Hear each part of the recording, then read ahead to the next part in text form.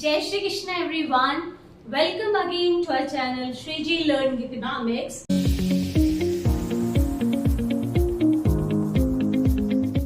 So today we will do other concepts related to national income.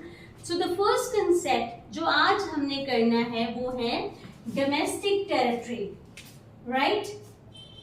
Domestic territory के concept में mostly हमें जब transactions आती हैं हमें पूछा जाता है whether this is included in the national income और domestic income of the country, तो there this concept is used. एक लेमैन की लैंग्वेज में अगर मैं बोलूं कि डोमेस्टिक टेरिटरी क्या होता है, तो डोमेस्टिक टेरिटरी एक पॉलिटिकल बाउंड्री है। It is a political boundary.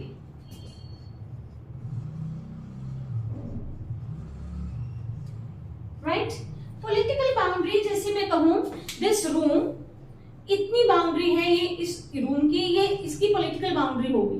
Like geographical area, in other words in economics term domestic territory means the what geographical area administered by the government is known as the domestic territory. So let's revise once again.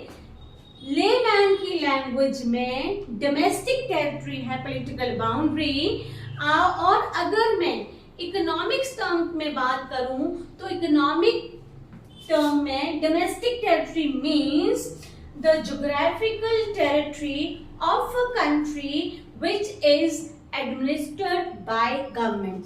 बेटा अब मैं कुछ चीजें आपको बताऊंगी। मान लो ये है हमारी कंट्री की बाउंड्री और ज्योग्राफिकल एरिया जो गवर्नमेंट ने हमें एडमिनिस्टर करा है। Now there are certain things, इस वाले कंसेप्ट में आपने एक ही चीज याद रखनी है। पहला मीनिंग में क्या है, geographical boundary which is administered by government, right, और in layman's language political boundary, right. अब देयर आर सर्टेन थिंग्स जो इसके अंदर है, बाउंड्री के अंदर है, ठीक है, पर हमारी डोमेस्टिक टेरिटरी का हिस्सा नहीं है, और कुछ चीजें हैं जो इस टेरिटरी के बाहर हैं पर इस डोमेस्टिक टेरिटरी का हिस्सा है। अब बोलो कौन सी ऐसी चीजें हैं। अगर मैं आपको कहूं एयरक्राफ्ट, शिप्स, हमारी कंट्री के शिप्स, एयरक्राफ्ट क्या इसी में रहते हैं क्या? दो, हमारे एयर इंडिया है, we just fly all over the world, तो क्या वो हमारा डोमेस्टिक टेरिटरी का हिस्सा नहीं है? ऑफ कोर्स है। सो मैंने क्या बोला, aircraft which fly out, go outside this boundary but are the part of domestic territory of a country, right? ऐसे ही फिशिंग वेसल्स हैं। फिशिंग वेसल्स क्या इंडिया में ही यूज होते हैं हमारे? No, these are used international ports पे भी यूज होते हैं। क्या वो फिशिंग वेसल हमारी बाउंड्री के बाहर चले गए तो क्या वो हमारे नहीं है? ऑफ कोर्स हमारे। So fishing vessels though use in the international ports but are the part of domestic territory. Is that clear? और तीसरी बहुत इंपॉर्टेंट चीज है, इसी टेरिटरी के अंदर बेटा अगर कोई इंटरनेशनल ऑर्गेनाइजेशन है, राइट, जैसे यूएनओ है, डब्ल्यूटीओ है, डब्ल्यूएचओ, व्हाटएवर, और एनी इंटरनेशनल ऑर्गेनाइजेशन जो इस बाउंड्री के अंदर है, तो क्या वो हमारी है? नो। तो मैंने बोला था इस बाउंड्री के अंदर क्या है पर वो हमारी नहीं है। पहले मैंने क्या बताया आपको, there are certain things which are outside this boundary but are the part of domestic territory, ठीक है। और इसके अलावा भी एक चीज है, मैंने क्या बोला आपको, मैंने बोला एयरक्राफ्ट्स, फिर मैंने बोला फिशिंग वेसल्स, और उसके अलावा जो बहुत बहुत बहुत इंपॉर्टेंट पॉइंट है वो है एम्बेसी। अगर हमारी कंट्री की एम्बेसी जो है, लेट इट बी कनाडा में है, अमेरिका में है, तो वहां की हो जाएगी क्या? नॉट एट ऑल, वो हमारी ही कंट्री की रहेगी। तो क्या आया aircraft, fishing vessels, then embassy. Ships, here you can take SFE word याद रख लेना आप, ठीक है. S stands for ships, aircrafts, F stands for fishing vessels and E stands for embassy. ये क्या है? ये चीजें इस डोमेस्टिक टेरिटरी के बाहर हैं पर फिर भी हमारी हैं. और अब मैं क्या बोलने लगी हूं? There are certain things which are inside the territory but not the part of domestic territory. इस ज्योग्राफिकल बाउंड्री के अंदर है चीजें पर हमारी डोमेस्टिक टेरिटरी का हिस्सा नहीं. अब आप बोलोगे मैम वो कौन सी चीजें हैं जो है हमारी ज्योग्राफिकल बाउंड्री के अंदर, जो गवर्नमेंट ने बोला कि है ये हमारी ज्योग्राफिकल बाउंड्री है पर फिर भी हमारी डोमेस्टिक टेरिटरी का हिस्सा नहीं है. तो one is international organization. Any international organization which is here inside this geographical boundary पर वो हमारी नहीं है. And the other things which I'm going to tell you that embassy of any other country, if I say American embassy in India, है कहाँ? India में है. किसकी? अमेरिका की. तो वो अमेरिका की डोमेस्टिक टेरिटरी का हिस्सा होगा. The trick here is that embassy, हमेशा याद रखना बच्चे कि जिस कंट्री की एम्बेसी है उस कंट्री की डोमेस्टिक इनकम में ऐड होगा इररिस्पेक्टिव ऑफ दिस थिंग कि वो एम्बेसी किसकी ज्योग्राफिकल बाउंड्री में है. इंडिया की एम्बेसी चाहे जहां मर्जी हो, किसकी रहनी है?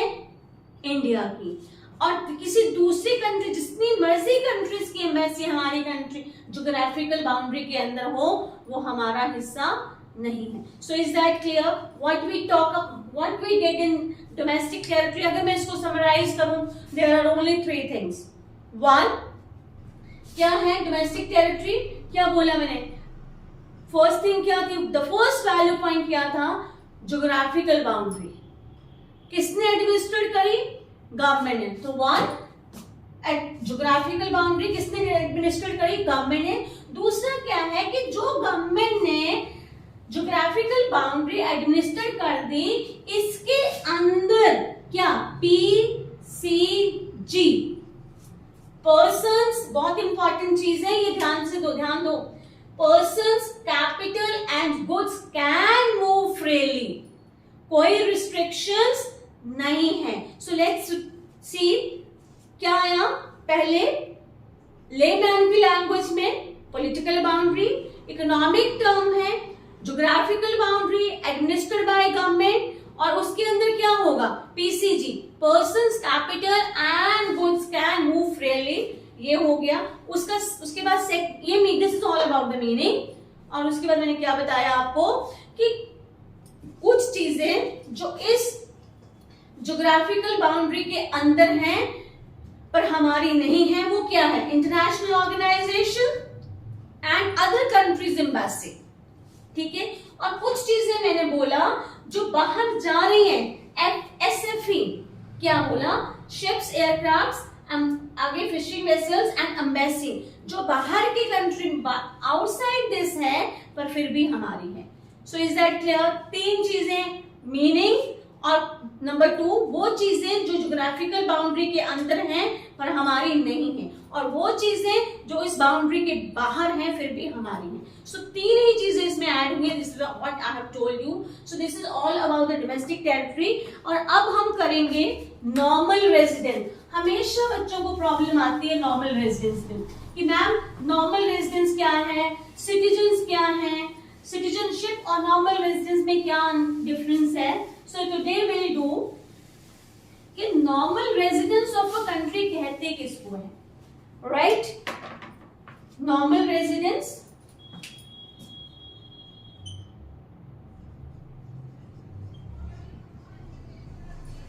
ठीक है. Normal residence of a country का मतलब क्या है?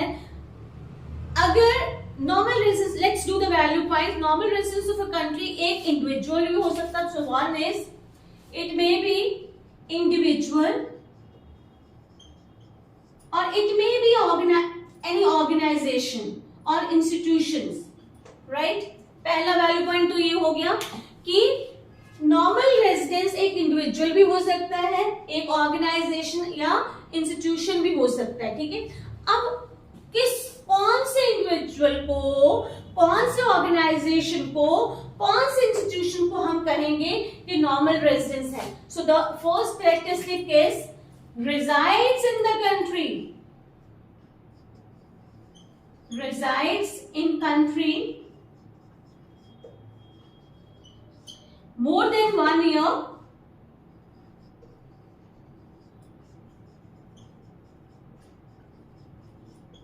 and number 2 उस पर्सन का, उस इंस्टीट्यूशन का economic interest. These are the two value points, economic interest. Is that clear? So मैं साथ साथ बोल रही हूँ, आप साथ साथ नोट डाउन कर लीजिए। क्या बोला मैंने? नॉर्मल रेजिडेंस क्या है? It is may be a institution, may be individual whose economic interest maybe who resides in the country more than 1 year and whose economic interest lies in that country. अब सबसे ज्यादा बच्चों को problem पता क्या आती है कि उनको पता ही नहीं चलता कि मैम इकोनॉमिक इंटरेस्ट का मतलब क्या है। रिजाइड्स तो पता चल गया कि पर्सन जो उस कंट्री में रहता है 1 साल से ज्यादा, मोर देन 1 ईयर, वो रेजिडेंस हुआ, पर जो साथ में मैम लिखा है economic interest, what does it mean? So economic interest का मतलब है, दो चीजें इसमें इंक्लूड की है, person lives in that country, ठीक है, एंड नंबर 2 इज इकोनॉमिक, उसकी एक्टिविटीज जो है, इकोनॉमिक एक्टिविटीज। इसका मतलब है कि उसकी economic activities means earning and spending lies in that country. क्या बोला मैंने? One is normal residence may be a person, may be institution who resides in the country more than 1 years and whose economic interest also lies in that country, and economic interest means that person lives in that country and economic activities of earning and spending also lies there. That is termed as a normal residence of a country. Is that clear? अब normal residence में कुछ चीजें हैं which are excluded from to be a normal residence of a country. उसमें क्या मैंने बोलना है, जैसे क्या आएगा? Foreign visitors, foreign visitor, foreign tourist जो घूमने यहाँ पर आए हैं, क्या वो हमारे नॉर्मल रेजिडेंस है? बिल्कुल नहीं, they are not the normal residence of the country, right. फिर क्या है? इंटरनेशनल ऑर्गेनाइजेशंस, वो भी हमारी कंट्री का हिस्सा नहीं है, कि वो भी हमारी नॉर्मल रेजिडेंस नहीं है, वो इंटरनेशनल नॉर्मल रेजिडेंस है, हमारे कंट्री के नॉर्मल रेजिडेंस नहीं है। Is that okay? और फिर तीसरा है एम्प्लॉइज ऑफ फॉरेन कंट्रीज, बाहर के लोग जो एम्बेसीज वगैरह में काम कर रहे हैं वो, ठीक है, नाम से पता चल रहा है अमेरिकन वर्किंग इन द, तो अमेरिका का नॉर्मल रेजिडेंस हुआ वो। Is that fine? So this is all about the normal residence. और सिटीजन क्या है? सिटीजन में मतलब बेटा, सिटीजन की अगर मैं बात करूं तो ये कैसा कंसेप्ट है? पॉलिटिकल कंसेप्ट है। और अगर मैं नॉर्मल रेजिडेंस की बात करूं तो ये कंसेप्ट कौन सा है? This is economic concept. This is economic concept and this is political concept, right? So political concept का मतलब क्या है? A person becomes the citizen either by birth, अगर उसका जन्म ही वहां पर हुआ है तो वो उस कंट्री का क्या हो जाएगा? सिटीजन हो जाएगा, राइट। दूसरा क्या है? अगर कोई पर्सन हमारी कंट्री में सिटीजनशिप के लिए अप्लाई करता है और उसको अप्रूवल मिल जाता है, even then that person be the citizen of that country. ठीक है, सिटीजनशिप मिल गया उसको। अब देखो जैसे for example if I have taken the citizenship of India but my interest may lie in any other foreign country, जैसे NRI है, हमारी कंट्री की सिटीजनशिप उनको मिल गया है, they applied and they got it, पर उनका अगर इकोनॉमिक इंटरेस्ट दूसरी कंट्री में है तो वो क्या हुए, they will be the normal residents of other country. So इसका कहने का मतलब ये है कि एक पर्सन को सिटीजनशिप किसी वन कंट्री की हो सकती है और वो नॉर्मल रेजिडेंस किसी और कंट्री का हो सकता है। Is that clear? तो इसमें नॉर्मल रेजिडेंस में हमने क्या किया, one, the person who resides in the country more than 1 year and whose economic interest lies in that country, और economic interest का मतलब है the person lives in that country and his earning and spending activities also lies in that country, right? and फिर मैंने citizenship का बताया, citizen person becomes a citizen by कैसे, political concept है ये, by documentation, by birth वो है, उसका सिटीजन बन गया, दूसरा उसने अप्लाई किया तो वो सिटीजन बन गया। Is that clear? So this is all about the normal residence of a country. तो last concept which we will do is factor income and transfer income. बहुत ज्यादा बच्चे गलती करते हैं, इसकी ट्रांजैक्शन आती है अक्सर एग्जाम में, पूछा जाता है कि whether it is a factor income और it is a transfer income. तो अब फैक्टर इनकम वैसे तो we have already done it in the income method, right? Factor income, factor से जो इनकम मिली that is called factor income. तो factors कौन से हैं? There are 4 factors of production, land, labour, capital and entrepreneur. और इनको जो इनकम मिली, लैंड को मिला रेंट, लेबर को वेजेस, कैपिटल को इंटरेस्ट और एंटरप्रेन्योर को क्या मिला, profit. So the income that we get from the various factors of production is known as factor income, right? और in other words you can say factor income क्या है, और इधर मैं ट्रांसफर इनकम लूं तो सबसे पहले मीनिंग आ जाएगा। मीनिंग जैसे मैंने बोला था, मीनिंग क्या, income earn by the various factors of production is known as factor income. और ट्रांसफर इनकम जो है, the income which we get receive without rendering of services. जैसे बेगर को कुछ मिला, राइट? क्या है वो, उसने काम के बदले में मिला, नॉट एट ऑल। बिना सर्विसेज रेंट किए आपको रिसीव जो कुछ भी होता है that is called transfer income, right? अब दूसरा एग्जाम्पल मी बोला हुआ ना लर्न करने के लिए, डिफरेंस के लिए, ई स्टैंड्स फॉर एग्जाम्पल। तो इसमें ई फैक्टर इनकम के एग्जाम्पल क्या है, wages for labourers, interest for capital, और फैक्टर इनकम की सॉरी ट्रांसफर इनकम की क्या एग्जाम्पल है, 100 रुपये note given to a beggar, ठीक है, subsidy given by the government to the people, to the household, वो भी क्या है, आपकी ट्रांसफर इनकम है। क्योंकि सब्सिडी जो लोगों को, हाउस होल्ड को मिली बेटा, किसी काम के बदले में नहीं मिली है, गवर्नमेंट सब्सिडी प्रोवाइड कर रही है for the welfare. So meaning हो गया, एग्जाम्पल हो गया। तीसरा है nature. Nature means factor income is included in the national income whereas transfer income is not included in the national income. ये भी हो गया, ठीक है। नेशनल इनकम में फैक्टर इनकम ऐड होती है, ट्रांसफर इनकम ऐड नहीं होती है। Is that clear? So factor income में वैल्यू, कुछ भी आप पॉइंट्स आगे बना सकते हो on the basis of it, कि आपको कंसेप्ट क्लैरिटी होनी चाहिए कि factor income, the income earned bye the various factors of production, transfer means subsidy for the means एक रिसीव्ड कंसेप्ट है और एक अर्न्ड कंसेप्ट है, इसमें आ सकता है डिफरेंस में।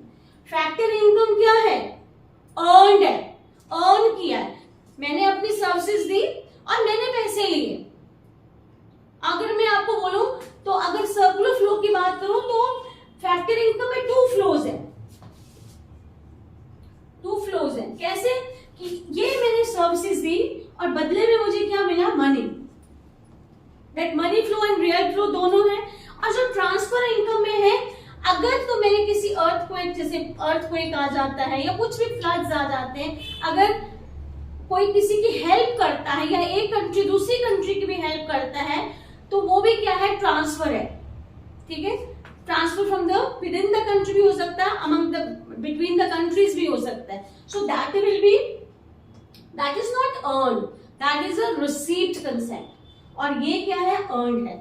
सो क्या किया हमने, लेट्स रिवाइज वंस अगेन।